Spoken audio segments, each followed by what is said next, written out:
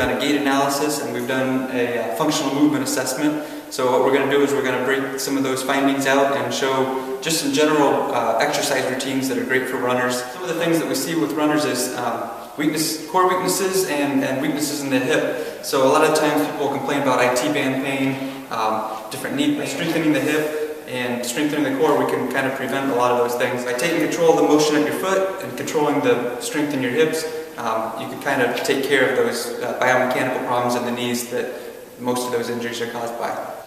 Alright, so in this exercise what we're looking at is we're going to do a little bit of a bridge, lifting your hips up and then pulling one knee in at a time. We're going to do a hamstring curl here. And this is actually basically recreating the good running technique. So if you want to imagine that you're picking your feet up with each step. So as you get going, you can kind of build this dynamic movement in and then get to where it's a quick step. And here we're working on hip flexion, pulling those knees in. Pretend like you're pushing up into my hand here. There you go. Keep bringing it up. Alright, now start it again. Feel how that core? Yeah. Pull, recruit it a little bit more? Yep. Perfect. Alright, so here we're going to start to integrate some of the hip strength that we want to work on into a single leg squat. What's nice about this is we've got the assistance at the other leg to help with balance, so we're not doing a typical lunge. Not a big fan of lunges in general, just because for the most part we don't always do them right and we don't build in that hip stability. It's too unstable. Okay. So this is one that you're going to be able to balance a little bit with the other one. Okay. There you go. Perfect. Okay, so here what we're working on is hip external rotation. One of the main muscles that does that is your piriformis. The movement it does is, what it's going to do functionally is prevent that knee from dropping in and diving in when you're running.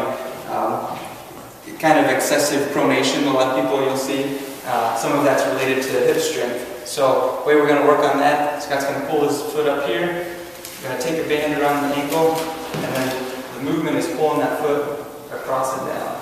Hip down, pull across. That's harder when the hip's down. Yep. Alright, so quick review of a test we did earlier with Scott. We're going to check his hip strength, keeping that hip hold forward, holding that leg here, holding that pressure, go up, I'm going to push down, hold.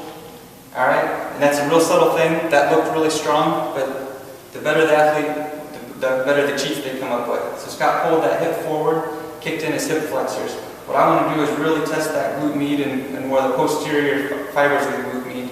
So again, holding that down, we lose resistance there. So we're going to build this into Scott's exercise routine. Part of it, rolling forward so it doesn't come up, and bringing that heel up, like imagine that you're laying against a wall and you're sliding the heel up behind you.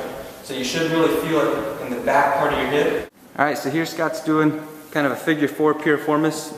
He's rolling out his right hip in this case, so he's got that right leg across the knee, just casually across there, and then kind of lean to the side, so he's putting that pressure on his right hip and rolling that out. This will feel good after you do some of the exercises that we just did. Hip's not used to doing those, kind of work that out a little bit. So ideally you don't end up doing this exercise if we do all the strengthening stuff we just showed you, but here's your classic IT band rolling on the side, rolling from about the knee up down towards the hip, basically trying to hit that whole attachment. So goes just below the knee and then up, stopping just below you get to the bone in the side of your hip, your greater trochanter, just so you don't get bursitis. So just rolling that side of that thigh out.